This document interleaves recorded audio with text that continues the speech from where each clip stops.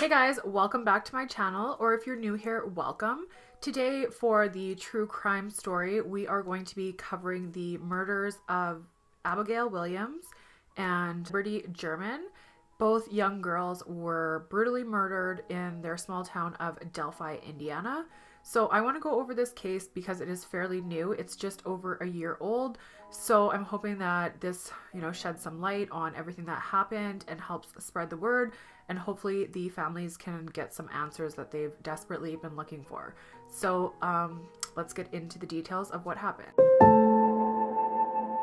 You go through the motions. Your day is autopilot. We pray every day that we'll have peace someday. We know somebody out there may know how to help us find that. So Abigail Williams, who was 13 years old, and Liberty German, who was 14 years old, they were very best friends. They did absolutely everything together. And on this particular day, they didn't have school. So they asked Liberty's grandmother if it was okay for them to go hiking and adventuring. And Liberty's grandmother said yes. So Liberty's older sister, Kelsey, then decided to drop them off at about 1:45 at a hiking trail and bridge called the Monon High Bridge in Delphi, Indiana. So after Kelsey had dropped them off, Liberty's father was going to pick them up. They didn't have a prearranged time. Basically, he would call them and give them a little bit of notice, and the girls would then meet him at the trailhead. The girls were seen having a great time, and they were even uploading Snapchats and pictures of their adventures on that day. And at 2:07 p.m., Liberty uploaded at least 2 pictures, including one showing Abigail on the walking trail and one showing Abigail on the rickety old Monon High Bridge. So at about 3:15, Derek, who was Liberty's father, texted the girls and said that he was on his way to go pick them up, and so they needed to head to the meetup spot and he would pick the girls up. The photo that the girls had captured was a picture of an identified man that was walking on the bridge.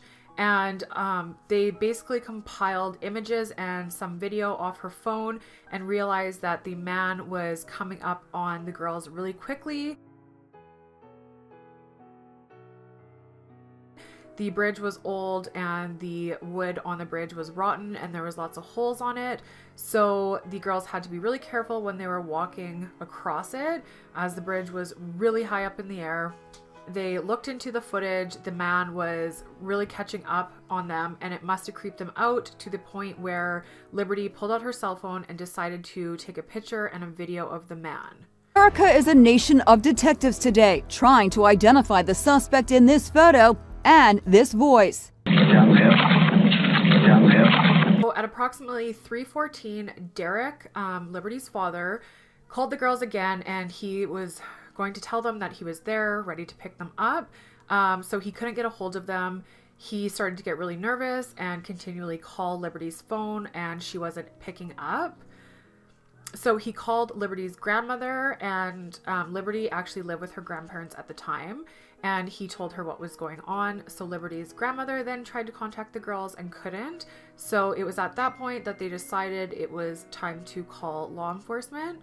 So they were reported missing at about 5 o'clock. At the time when they were looking for the girls, they were a little bit worried, but they didn't really think that anything had happened, as Delphi was a really safe community, a very small community.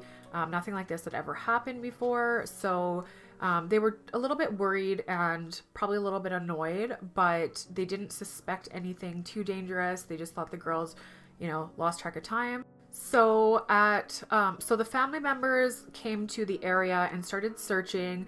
They thought the girls either got lost somewhere, or one of them got hurt, or they were stuck.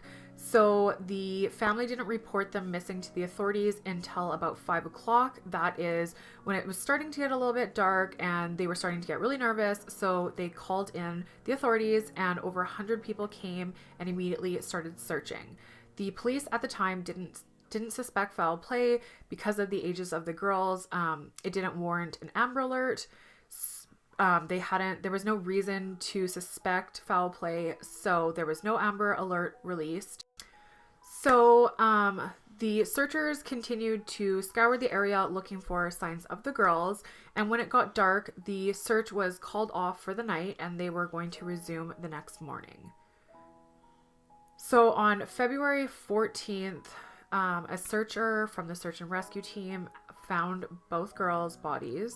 Although the police did not want to release details regarding the murder, they did state that the girls were found near the trailhead, about half a mile from the bridge, which was the last place the picture and the video were taken, and the girls were found together, were covered with a little bit of debris and some branches. So whoever had done it tried to hide the bodies.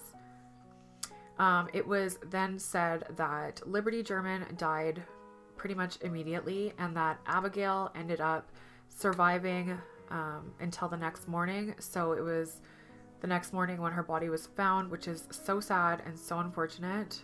So Liberty actually ended up getting footage on her phone of their final moments. The suspect approaching them on the bridge, and she managed to get a recording of the suspect's voice. All the police would release at the time, and I think still to date, is a portion of the video, and it shows the man saying "down the hill." So I'll play the recording so that if any of you recognize the voice or anything, that you could contact authorities. The police then released a composite sketch of the described suspect.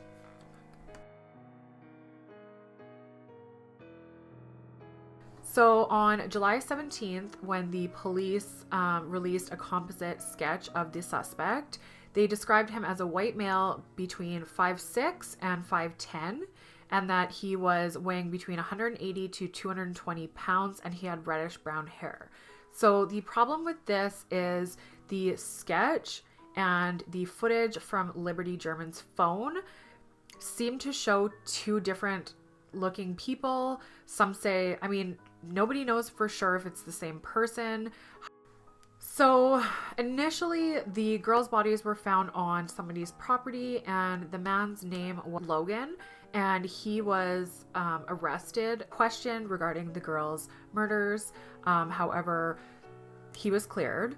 And then at the time, just up until recently, the sketch that was released showed a man that really resembled it. I will show a picture.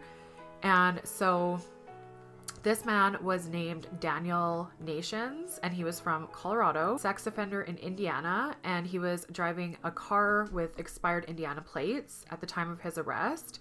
So he was arrested in the Woodland Park area for threatening people with a hatchet, and it was at a hiking trail as well. A bicyclist was fatally shot around the same time that Daniel Nations was allegedly threatening people. So the El Paso County Sheriff's officers told reporters that there was many similarities between that case and Liberty and Abigail's case.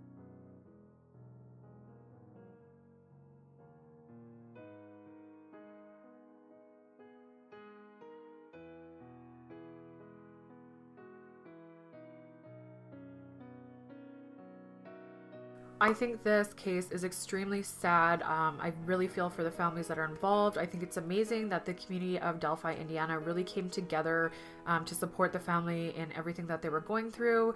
The school offered grief counseling for all students and friends of Abigail and Liberty. If you have any information about this case, you're encouraged to contact authorities. I will leave information down below. So many tips have came in, however, they still don't have a suspect, and nobody has been held accountable for these murders. So that wraps up this case. I really hope that the girls' murderer is brought to justice, and I hope the families finally get some closure. So I hope you guys enjoyed this video. Please share it and get the word out there. Please subscribe to my channel for more videos like this, and I will see you guys in my next video. Thank you so much for watching.